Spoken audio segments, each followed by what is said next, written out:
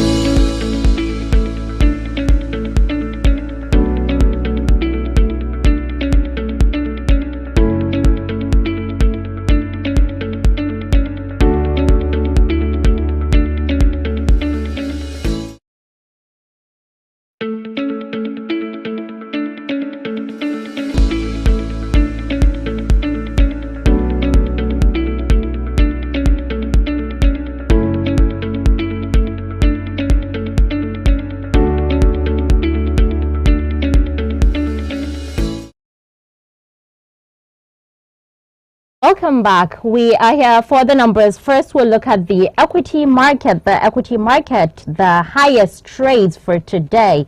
We have Access Core topping the list at 34 trades at the volume of 465,155 at the volume of 9,000,021. And Sterling Nigeria at 22 trades at the volume of 7,504 at the value of 29,745. And Transcore with 17 trades at the volume of 180,573 and the value of 1,246. The top gainers for today, we have topping the list is NSL Tech at 10% and Multiverse at positive 9.95% and Sunu Assurance at positive 9.92%. The bottom losers for today, we have ABI BDS at negative 9.88%, and FTN Cocoa at negative 9.09%, and Dar Communications at negative 8.82%. The commodity top performers for today, we have oats topping the list at 6.10% at $4 and soy meal at 2.89% at $434.50 and feeder cattle at 2.12% at the price of 2 and palladium at 0.69% at the price of 904. Live cattle sells at the price of $1.68 at the percentage of 0.66%. The currency market for today closed at the currency market for yesterday closed at the value of the $1 per dollar. So joining us via telephone is Mr. Olatunde Olatui to analyze the numbers. Good morning, Mr. Olatunde Olatui. Hi, good morning. How are you doing today? We're fine, sir. How is going? Is everything going on?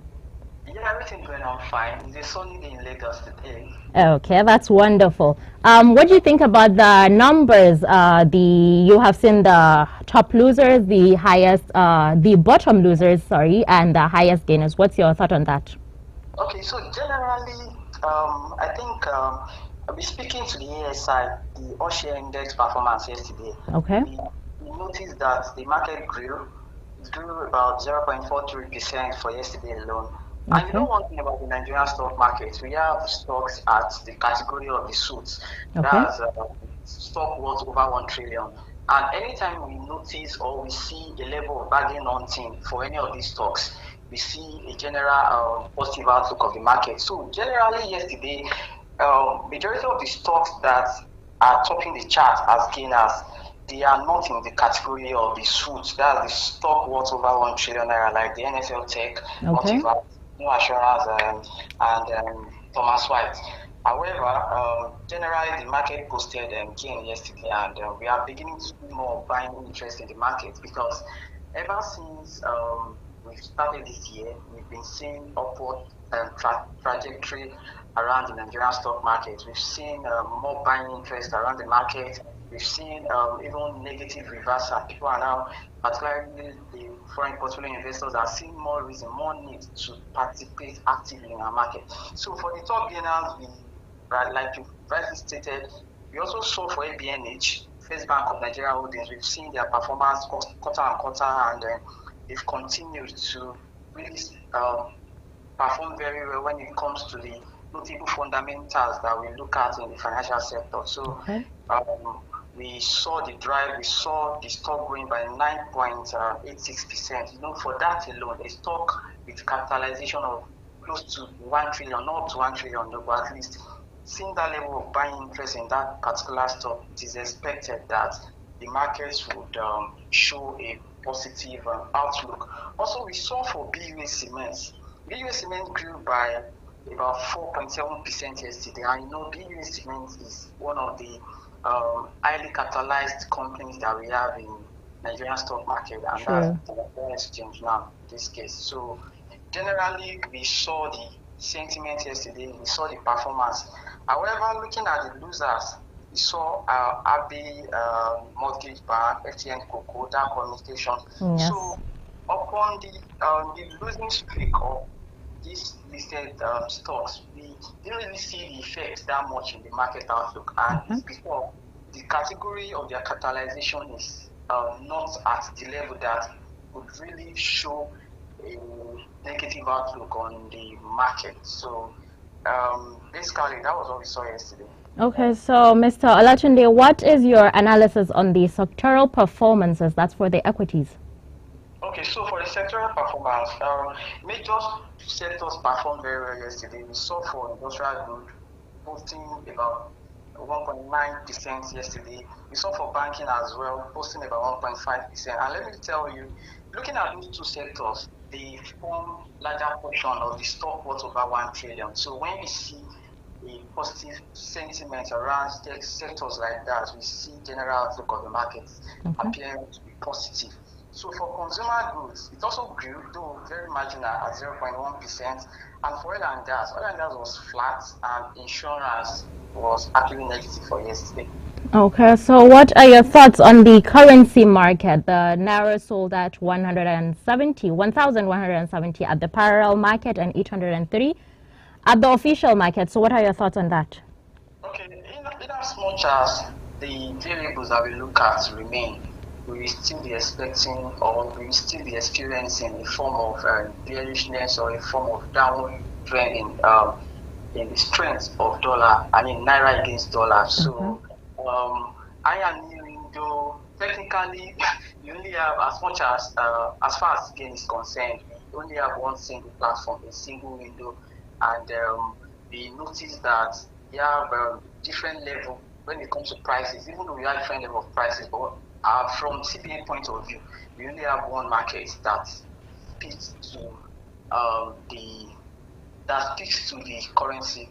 So, but like I said, in as much as the variables that are largely dependent on the macroeconomic indices remain, we still be seeing the naira struggling against the dollar. So, we can only hope that all the programs lined up by CBN in order to strengthen the naira, we really hope that they are not just ideas or plans just on papers. We need executions. We need even transparency that would really improve efforts that would even also increase the confidence of foreign portfolio investors and even direct investments to our market. So generally, we can only be hopeful, and we will keep looking at the market. We will keep sticking to what is right and putting the words out there for the policymakers to do the right thing.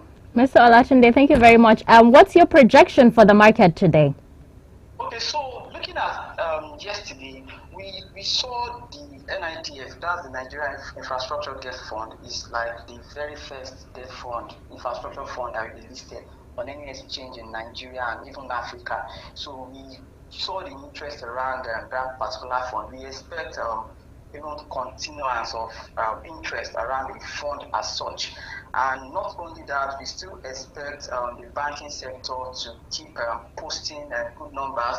You know, unification of exchange rates really favored the financial sector, and till now they are still benefiting from the sector.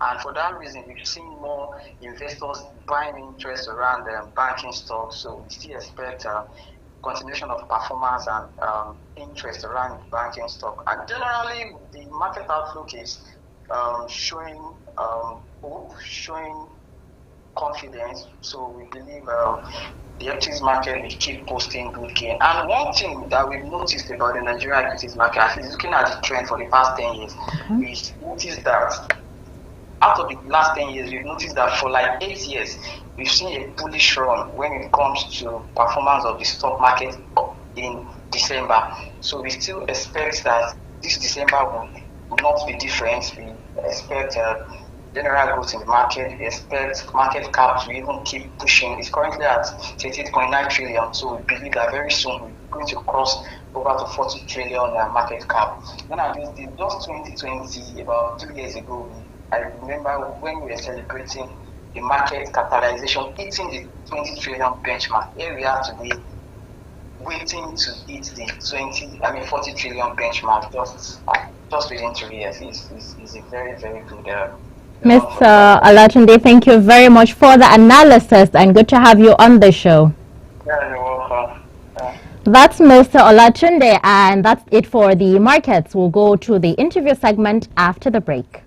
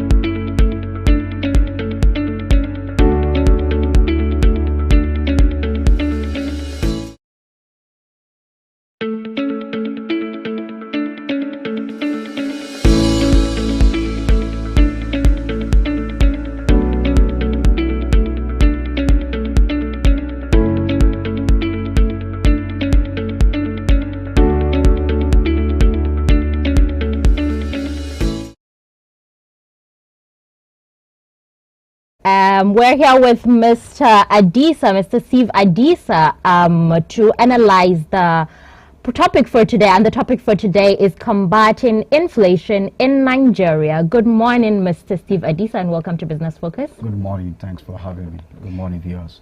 Okay, so generally, what's your take on the inflation, the fluctuation and price of food items in Nigeria? As of today, a lot of factors contribute to inflation in Nigeria. One of such is the free flow and flow of Naira. Also, the subsidy removal. Insecurity is another issue.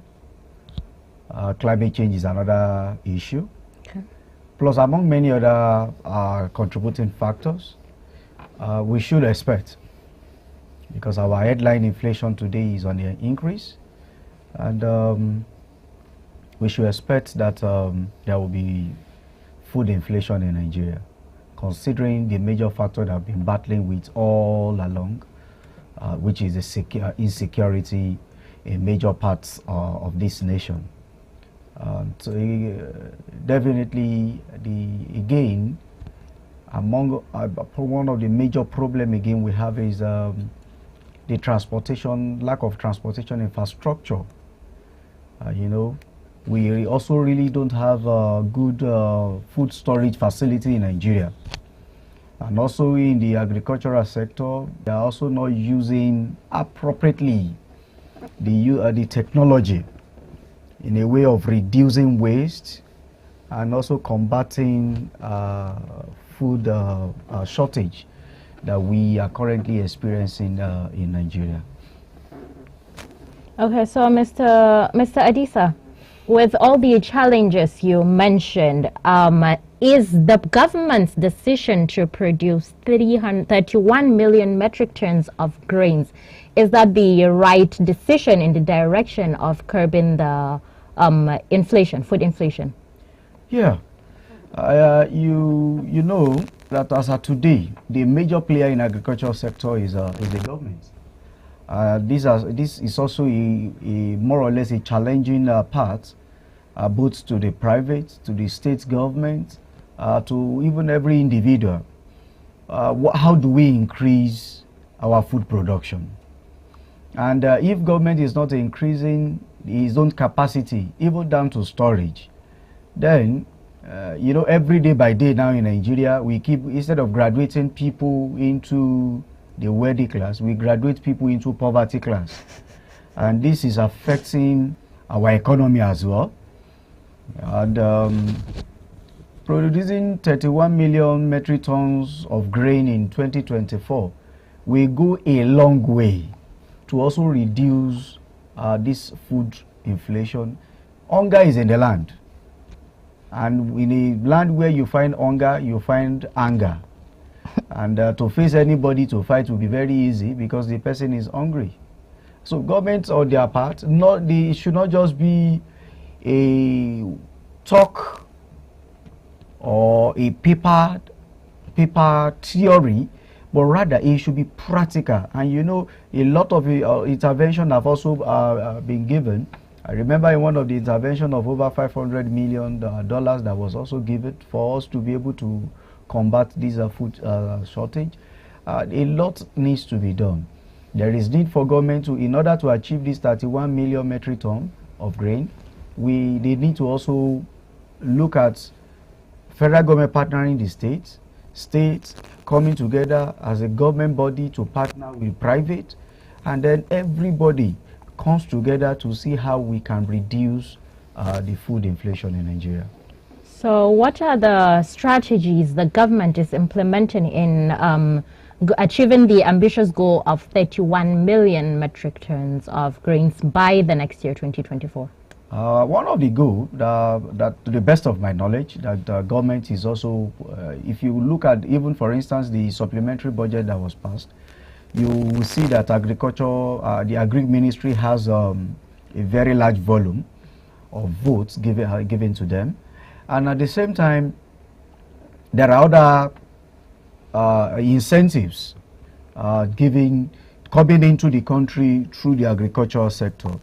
You also agree with me, even African Development Bank just released a huge amount of money, not quite long, to also fight this food shortage. Now, beyond the level of funds, distribution of funds, which is actually another major point that government also needs to look into. Now, distribution of funds, who are they going to distribute the funds to?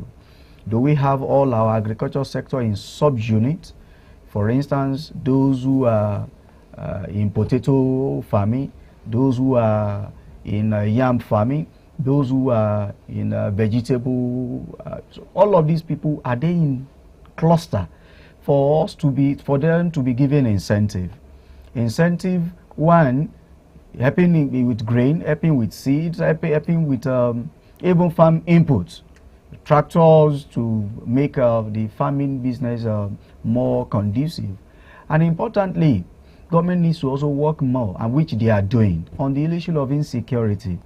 You know, when people can't access the farm, or sometime in some of the scenarios that you see or you hear of, you see where people must have planted, waiting for harvest, and at the point of harvest, you just see somebody will tell them, you cannot come into your farm, because if you do, your life is at risk. True. All right, so all of these government needs to do more, especially on the insecurity aspect of our farmlands. Okay, so the government also revealed that it would be cultivating 7,000 hectares of wheat with the assistance of the African Development Bank. So what's your thought on that? Yeah, it's a very good development. Very, very good development. I can remember the last time we spoke, you mentioned government everybody needs food. Yes. So we need to invest more there. Exactly. So it's like they heard it. Yeah. Well, another beauty part of the current government is that the more the people talks, the more they listen. Okay. And in listening to people, not just for you to talk alone, but rather talk about the problem and the solution, so that as you are talking about the problem, you are also profiling solution. The unfortunate thing about us in Nigeria is that we are quick to see the problem and forgetting the solution somewhere. All right. If we can work with solution in mind, and what do we need to do? For instance, agricultural business is not government business alone. It's everybody's business. All right, just as much as security is everybody's business. So we need to now begin to look at what can we do as institutions, as individual, even down to the local government. What can we do? Remember, the land in question, there are arrays of land all over this nation that nothing is happening there, and we need to see how we can begin to cultivate so that we can increase. You can imagine in a nation like this, our food importation, as at the last time MBS released their statistics, stands at 11.57, which is on the high side, with all God-given resources, land that we fertile land, very fertile land that we have in. We are still recording as high as that when it comes to food importation. So a lot needs to be done. We cannot just sit back and say government should produce for all of us. And that's the same thing that comes into the rice production business. That if today now you could see that the price of locally produced rice is even competing with foreign rice. And if you ask anybody, they will tell you, local rice is good, but the price is high. So a lot needs to be done. We just need to also break those little bottlenecks. If it is possible, government should also give tax holidays to some of these firms in agribusiness. They should give them tax holiday. Let them enjoy that short period, produce more, make it available. Let's build more infrastructure in terms of transportation. You know, again, government needs to also look inward with everything available in this country. See how we can also improve on our food storage. Our food, a lot of food perish on the road. Sure. Because of bad roads.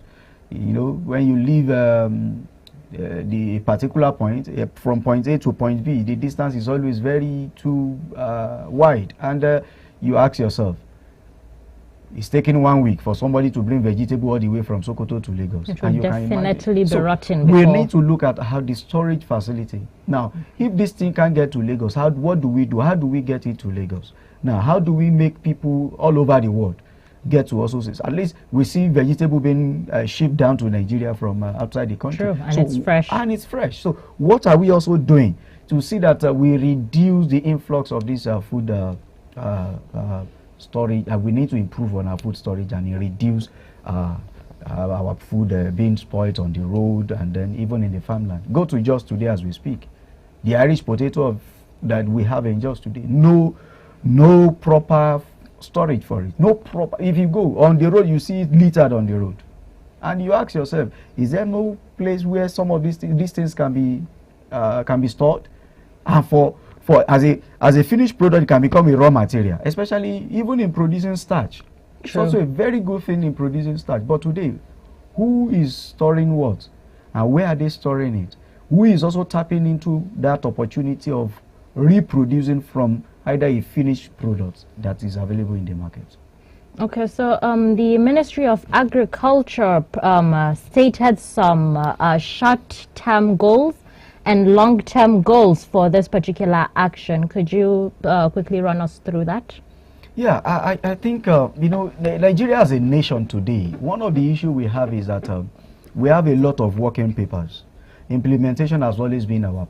And when you go back to this same ministry in question, there have been succession policies, succession papers, presentation on how to implement these. But now, when you have a shift, you discover that another person will come up with their own ideas. Sure. Now, forgetting that we need to keep building, we need to keep working. Now, how do we need to do this? For instance, you've rolled out your plans. Now, implementing the plans, even without you, are they sustainable? Do these plans, do they conform to international standard? So that if you are not there tomorrow as a person, the plan should be able to continue. True. All right? So, beyond telling us we have short term, we have medium term, we have a long time, we need to also look at, are these things achievable? If they are achievable, who are the drivers? If you leave it to an average Nigeria, especially those we have on the corridor of government offices, you discover that the moment Mr. A is not there, they just he brought in his own idea. That's not what we have in mind. They will bring in. So at that very point, there will be conflicting of ideas, and at that very point, is common man are the one that the receiving hand. All right. I remember where fertilizer was distributed at cluster some time back.